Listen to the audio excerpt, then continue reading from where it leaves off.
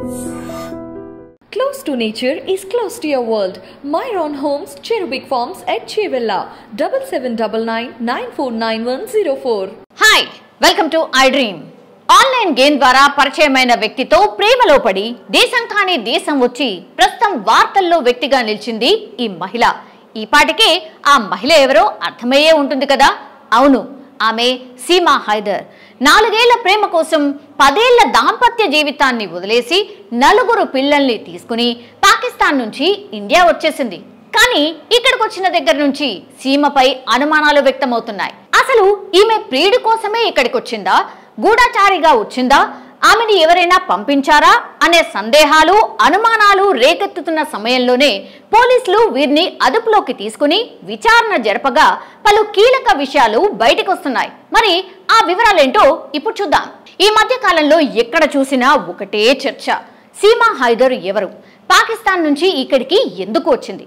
అవును, దేశమంతటా సంచలనం సృష్టించిన పాక్ మహిళ సీమా హైదర్ విషయంలో ఎన్నో మలుపులు, ట్విస్ట్ వెలుగు చూస్తూనే ఉన్నాయి. సీమా సచిన్లను గ్రేటర్ నోయిడాలోని రబూపురాలో ఉన్న వారి నివాసం నుంచి సోమవారం ఉదయం 8:30 ATS అధికారులు విచారణకు తీసుకువెళ్లారు. సాయంత్రం దాకా 9 గంటల పాటు సాగిన విచారణ వెలుగులోకొచ్చిన కొన్ని కీలక విషయాలు పోలీసులను ఆశ్చర్యానికి గురిచేశాయి. సీమా హైదర్ సచిన్ మీనాను కలవడానికి ముందు పలువురిని సంప్రదించినట్టు గుర్తించారు. ATS పోలీసులు అడిగిన ప్రశ్నలకు సీమా హైదర్ జాగ్రత్తగా సమాధానాలు ఇస్తోందని అధికారులు పేర్కొన్నారు. అయితే భారత్కు వచ్చిన సీమా హైదర్ పోలీసులతో ఇంగ్లీష్ మాట్లాడే విధానం కూడా వారికి మరింత అనుమానాలకు తావిస్తోంది. కొన్ని ఇంగ్లీష్ పదాలు ఇచ్చి చదవమంటే ఎక్కడా తప్పులు లేకుండా చదవడంతో వారి అనుమానం మరింత బలపడింది. ఇక ఆమె పాక్ ఏజెంట్ అని, వెంటనే సీమాను పాకిస్తాన్కు పంపించాలని గుర్తు తెలియని వ్యక్తులు ముంబై పోలీసులకు మెసేజ్ ఇచ్చారు. దీంతో ఈ బెదిరింపు మెసేజ్ పై పోలీసులు విచారణ జరుపుతున్నారు. అయితే అంతకంటే ముందు సీమా హైదర్ ఢిల్లీ పారిపోయేందుకు ప్రయత్నించగా నోయిడా పోలీసులు అరెస్ట్ చేశారు. వీసా లేకుండా భారత్లోకి అక్రమంగా ప్రవేశించి నివసిస్తున్నందున కొన్ని రోజుల క్రితం సీమా హైదర్ను నోయిడా పోలీసులు అరెస్ట్ చేశారు. ఆమెకు ఆశ్రయం కల్పించిన సచిన్ మీనాను, అతని తండ్రి నేత్రపాల్ను కూడా అరెస్ట్ చేయగా వారికి బెయిల్ వచ్చింది. అయితే తాను పూర్తిగా హిందూగా మారిపోయా అని, పాకిస్తాన్ వెళ్లనని పట్టుబడుతోంది. మరోవైపు సీమా హైదర్ను పాకిస్తాన్కు పంపించాలని ఆమె భర్త గులాం హైదర్ సౌదీ అరేబియా నుంచి ప్రధాని నరేంద్ర మోడీకి విజ్ఞప్తి చేసిన విషయం తెలిసిందే. ఇక సీమా పేరిట ఉన్న పాకిస్తాన్ గుర్తింపు కార్డు పైన కొన్ని ప్రశ్నలు తలెత్తున్నాయి.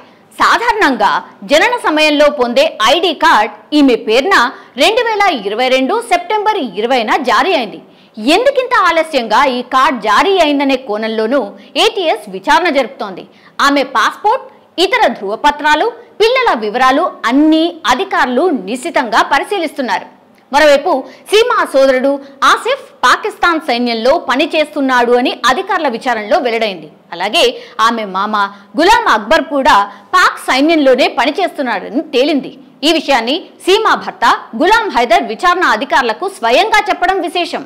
పాకిస్తాన్ సైన్యంలో పనిచేస్తున్న ఆసిఫ్, అతని సోదరి, తన భార్య అయిన సీమా తరచూ మాట్లాడుకునేవారనే విషయాన్ని సీమా భర్త గులాం అధికారుల సమక్షంలో వెల్లడించారు. సీమా మామ పాక్ ఆర్మీలో ఉన్నత పదవిలో కొనసాగుతున్నారని, ఆయన ఇస్లామాబాద్ లో ఉంటున్నాడని గులాం తెలియజేశారు. సీమా హైదర్ కు పాక్ గూఢచారి సంస్థ ఇంటర్ సర్వీసెస్ ఇంటెలిజెన్స్ తో గల సంబంధాలపై ATS ఇంటెలిజెన్స్ బ్యూరో అధికారులు ఆమెను విచారిస్తున్నారు. అయితే సీమా హైదర్ పాక్ ఏజెంటా, లేక తాను చెప్తున్నట్టుగానే ప్రియుడి కోసం ఇక్కడికి వచ్చిందా అనే విషయాలు తెలియాలంటే వెయిట్ చేయాల్సిందే.